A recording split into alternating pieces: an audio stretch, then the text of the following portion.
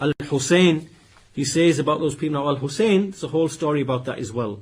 Because Al-Husayn, he was essentially, actually we'll mention that story in a short while. So this is Al-Husayn. He says, he made a dua against the people who were the Shia, meaning the Shia who sided with him and his family in that tribulation.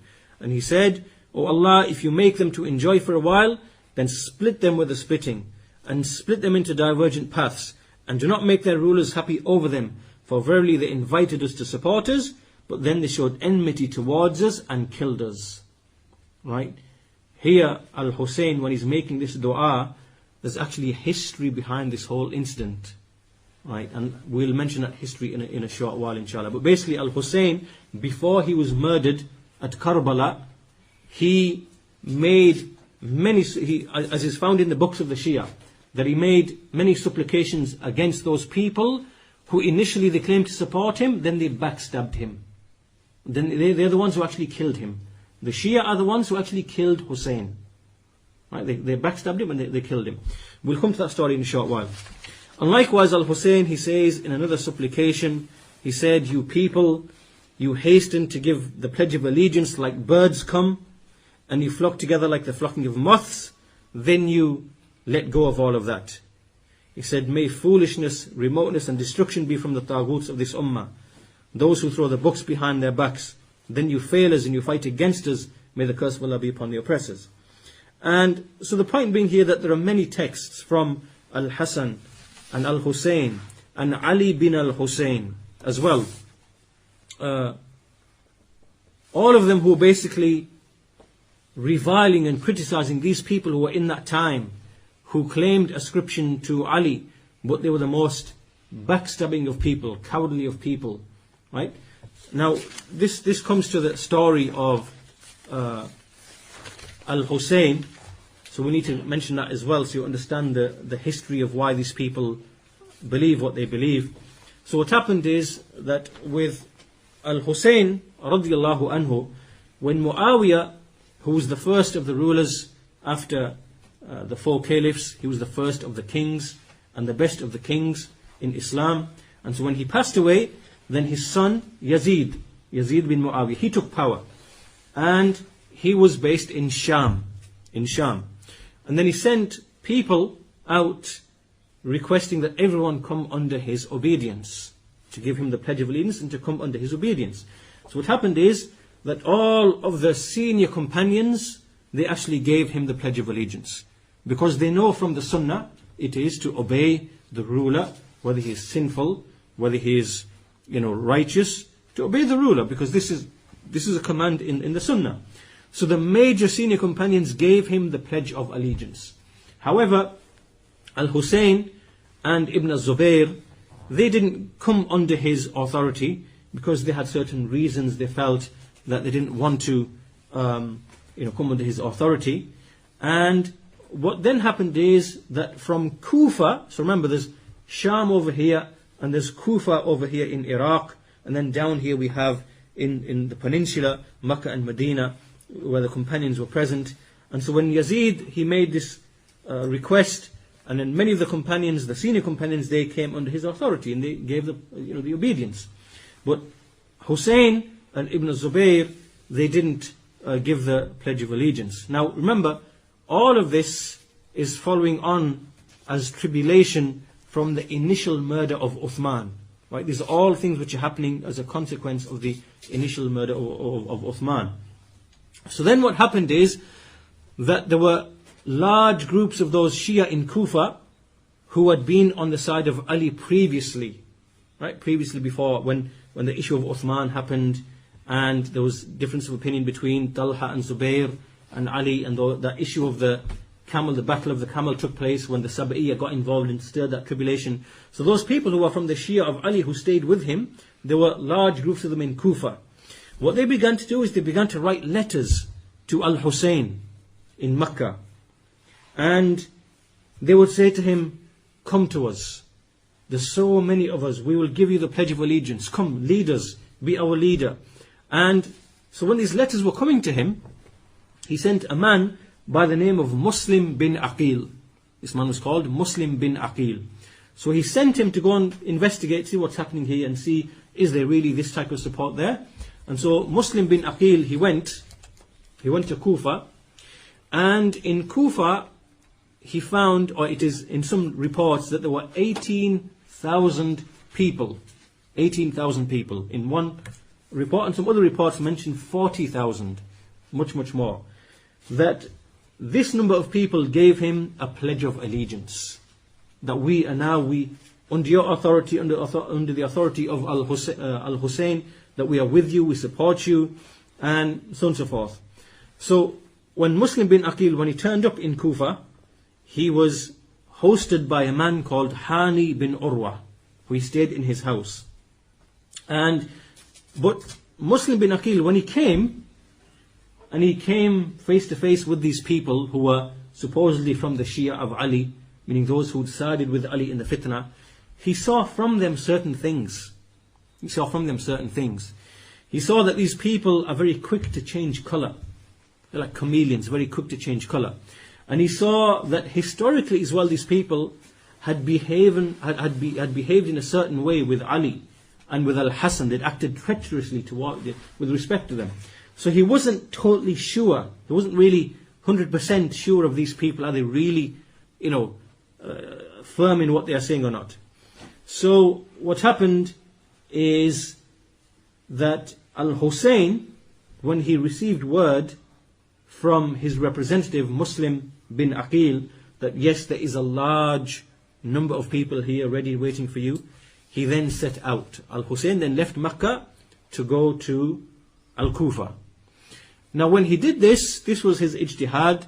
He was advised by many of the senior companions, such as Ibn Abbas radiyallahu anhu, and Ibn Umar, and Ibn al-Zubayr, and Jabir bin Abdullah, Abu Sa'id al-Khudri radiyallahu anhu, Abdullah bin Amr bin al-As radiyallahu anhu. These are all from the major senior companions, and they advised him, do not go.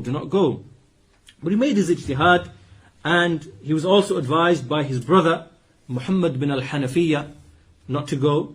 But anyway, he left, and he was warned by some of these companions and some of his brother that these people in Kufa, they are treacherous. They are treacherous people. Do not rely upon these people. But anyway, he left. He made his ijtihad and he left. And even when he left on his journey, as he was going on his journey, Ibn Abbas radiyallahu anhu and Muhammad bin al-Hanafiya, his brother, they actually went out on the journey to meet with him at a certain place and to tell him, don't go. However, qadar Allah, it was the decree of Allah that he would remain firm upon his decision, so he left for Kufa.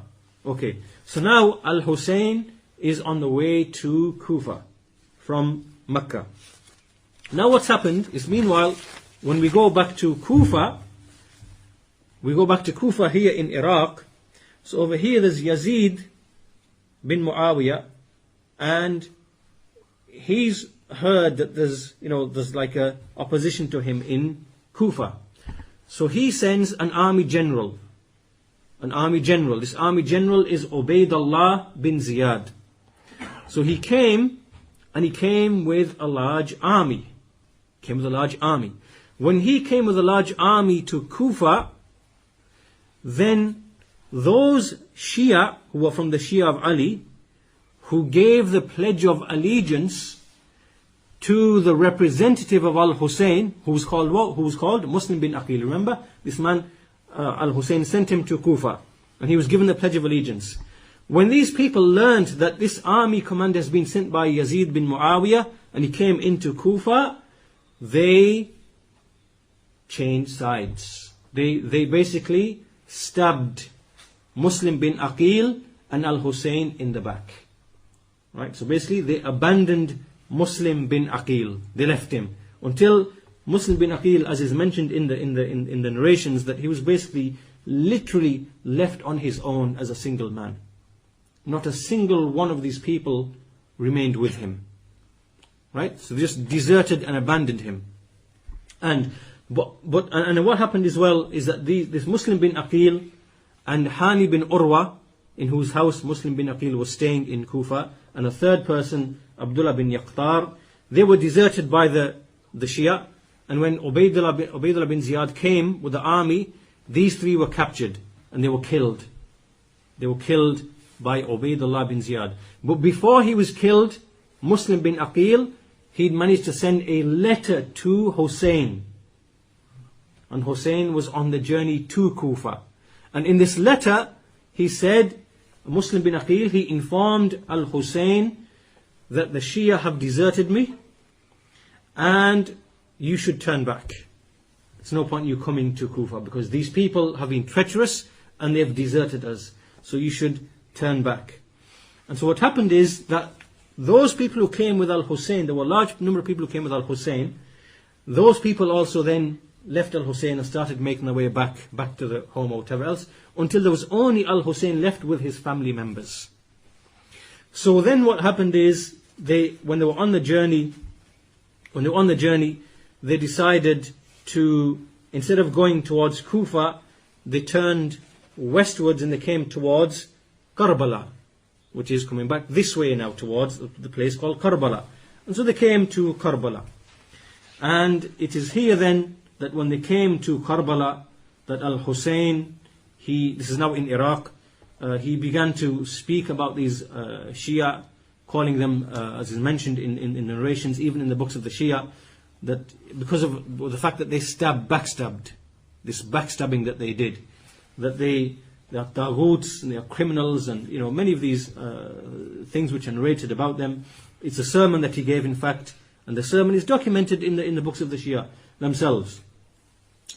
So then what happened is that whilst they arrived at Al-Karbala, there were some discussions that were taking place between Al-Husayn and a representative of that army commander who'd been sent by Yazid.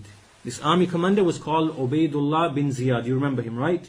He came to Kufa with his army, and then all the Shia, they left Muslim bin Aqil, who's a representative of Al-Husayn. Right? So now what's happened is that when he's reached Kufa, this commander Ubaydullah bin Ziyad, he sent a representative to go to see where Husayn is. And this individual was a person called Amr bin Sa'ad. Amr bin Sa'ad. When Amr bin Sa'ad, he came to Al-Husayn, Al-Husayn said to him, look, there's three things that you should do with me. There's three things. Either you take me to Yazid. Take me to Yazid. Because he knew that Yazid would not kill him. Pay attention to this. He said, give me one of three options. Give me one of these three choices. Either take me to Yazid, because he knew that Yazid would not kill him, or I will turn back and I'll go straight back to the Hijaz. I'll turn around and go straight back to the Hijaz. Or number three, take me to one of the far off border regions of the Muslims and I'll just remain there, and that's the end of it. Right? So he said, look, just give me one of these three options. And what happened is that these three requests, like any one of these three requests, wasn't accepted by Ubaydullah bin Ziyad, who is the army commander of his own accord. Right? That's his. He said, no, we're not accepting any of that. Then what happened is that this was what led to the battle eventually. Right? Because these three proposals, one of these three proposals wasn't accepted. Either take me to Yazid, I'll just turn back and go back to the Hijaz, or just take me to one of the distant border regions of the Muslims, and I'll just live there and remain there, and whatever. So it wasn't accepted. So then what happened is that from Kufa, this man Amr bin Sa'd, who was the delegate of Ubaydullah bin Ziyad, he brought with him a group of people, and these groups of people were ones who were from the Shia. They were from the Shia, who were previously with, ascribing to Ali. And these people came, and amongst them was a man called Shammar bin Dhil Jawshan. Shammar bin Dhil Jawshan. And he was the one who actually killed Al-Husayn, radiyallahu anhu. And so a group of them came, and obviously the battle is mentioned in a great detail. So Al-Husayn, he defended his family, and they killed all of his family. But these people are from the Shia of Ali, the ones who killed him. The Shia themselves, they killed Husayn bin Ali radiallahu anhu.